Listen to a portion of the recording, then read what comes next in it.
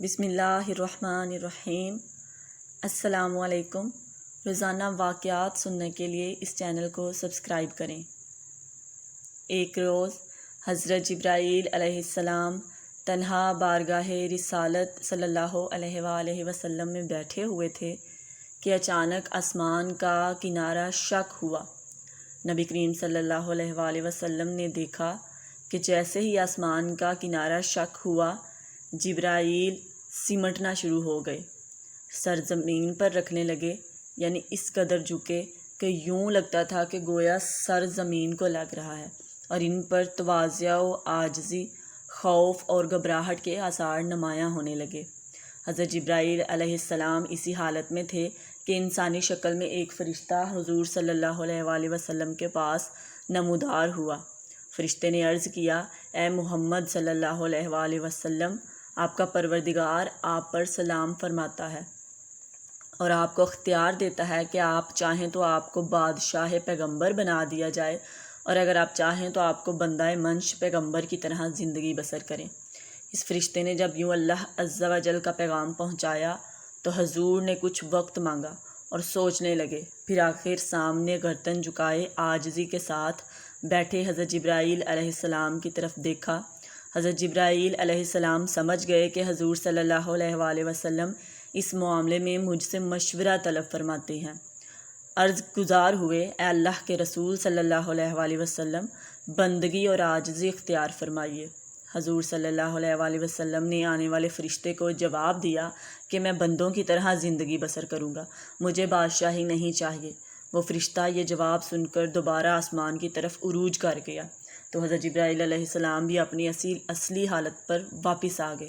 حضور صلی اللہ علیہ وآلہ وسلم نے جبرائیل علیہ السلام کو اس انداز سے دیکھا تو فرمایا، اے جبرائیل، میں تم سے پوچھنا چاہتا تھا کہ یہ فرشتہ کون ہے جسے دیکھنے کے بعد تم پر عجیب حالت طاری ہو گئی۔ حضرت جبرائیل علیہ السلام نے عرض کیا کہ یا رسول اللہ صلی اللہ علیہ وآلہ وسلم، یہ فرشتہ حضرت اسرافیل علیہ السلام ہے۔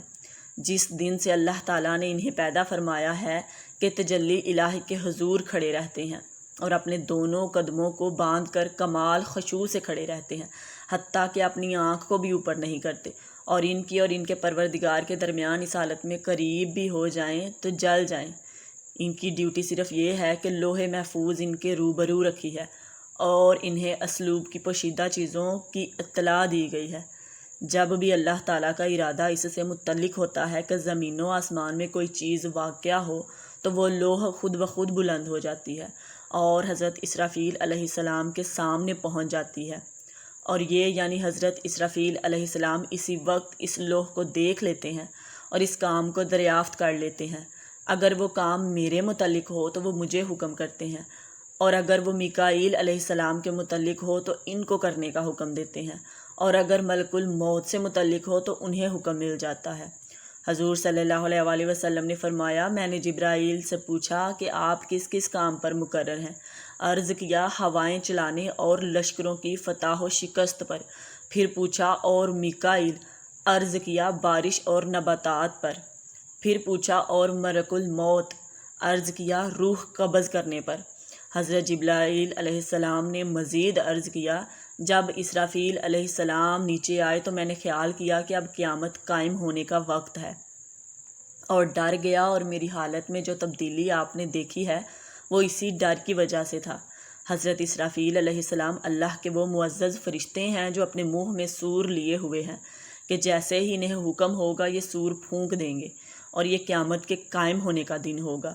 اوپر بیان کردہ روایت کے مطابق حضرت اسرافیل علیہ السلام اس حوالے سے تمام فرشتوں سے افضل ہیں کہ یہ قربہ و منزلت اور لوح محفوظ کی پوشیدہ چیزوں پر مطلع ہونے میں سب سے آگے ہیں، یہاں تک کہ حضرت جبرائیل، میکائیل اور حضرت عزرائیل علیہ السلام پر بھی حکم چلاتے ہیں۔